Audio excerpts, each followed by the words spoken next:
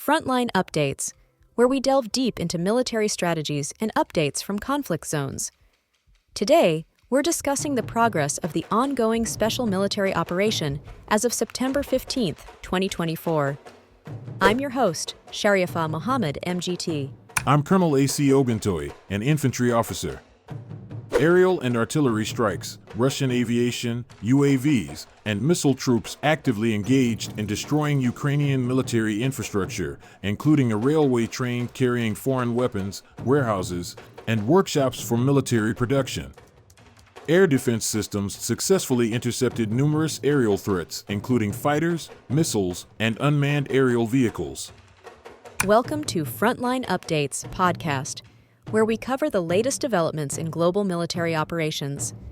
Today, we're joined by Colonel A.C. Oguntoye, who's here to brief us on the progress of the special military operation as of September 15, 2024. Colonel, thank you for joining us once again. Thank you for having me. I'm here to provide a detailed update on the latest events on the ground. Let's get straight into it. Can you give us an overview of what's happened over the last 24 hours? Over the past 24 hours, Russian forces have continued offensive operations across multiple fronts. Our key focus has been in the Kharkiv, Donetsk, Zaporizhia, and Kherson regions, where we've made significant tactical gains.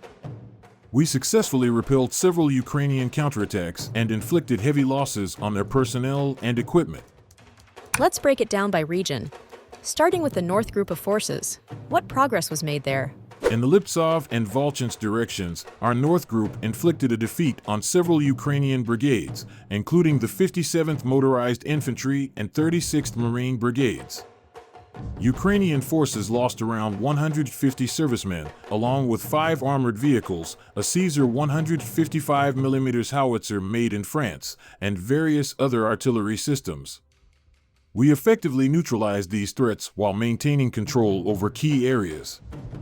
And how did the West Group fare in their operations? The West Group of Forces made important tactical gains and repelled 3 counterattacks from Ukrainian mechanized and assault brigades. Ukrainian losses in this sector amounted to about 570 servicemen, 7 vehicles, and several key pieces of military hardware, including US-made M777 howitzers and British-made FH-70 howitzers. We also destroyed 4 Ukrainian field ammunition depots, significantly degrading their combat capabilities. It sounds like the West Group dealt a substantial blow. Moving to the Southern Group, what were their key actions? The Southern Group occupied more advantageous positions and repelled multiple Ukrainian counterattacks from the 30th and 33rd Mechanized Brigades, as well as the 8R Assault Battalion. Ukrainian forces suffered heavy losses, with around 765 servicemen and 10 vehicles destroyed. Our forces also neutralized several artillery systems, including a Gvozdika self-propelled unit and 2 British-made L-119 howitzers, along with 5 Ukrainian field ammunition depots. That's a considerable number of casualties.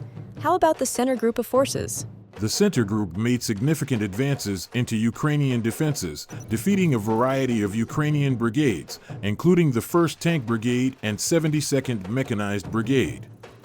We repelled 10 counterattacks by Ukrainian forces and inflicted losses of 545 servicemen. Additionally, we destroyed a number of military assets, including US-made M777 howitzers and a 122mm D30 howitzer. Impressive. Now, the East Group. What were their main actions over the last 24 hours? The East Group occupied more favorable positions and successfully repelled a counterattack by the 72nd Mechanized Brigade in the Donetsk region. Ukrainian forces in this sector lost 110 servicemen, 2 infantry fighting vehicles, and several armored vehicles. Our forces also neutralized a significant number of Ukrainian artillery units. Now let's talk about the DNEPR Group. How did they contribute to the operation? The Dnipro Group focused on Ukrainian forces in the Zaporizhia and Kherson regions. We inflicted losses on the 118th Mechanized Brigade, 141st Infantry Brigade, and 128th Mountain Assault Brigade. Ukrainian forces lost about 75 servicemen, 2 tanks, and 5 vehicles. We also targeted concentrations of manpower and equipment, weakening their defensive capabilities. It sounds like the air and missile strikes were crucial as well. Can you elaborate on their role in the operation? Yes, air and missile strikes played a pivotal role. Operational tactical aviation, unmanned aerial vehicles, missile troops, and artillery targeted 148 areas where Ukrainian forces were concentrated. Notably, we destroyed a railway train transporting foreign weapons, a missile and artillery warehouse, and several workshops involved in the production of missile components.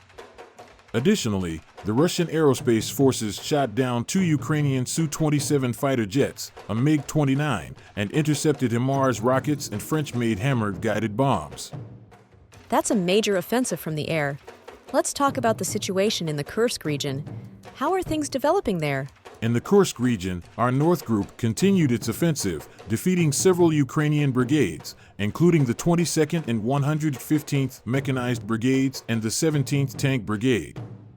Ukrainian forces attempted 2 counterattacks, which were successfully repelled.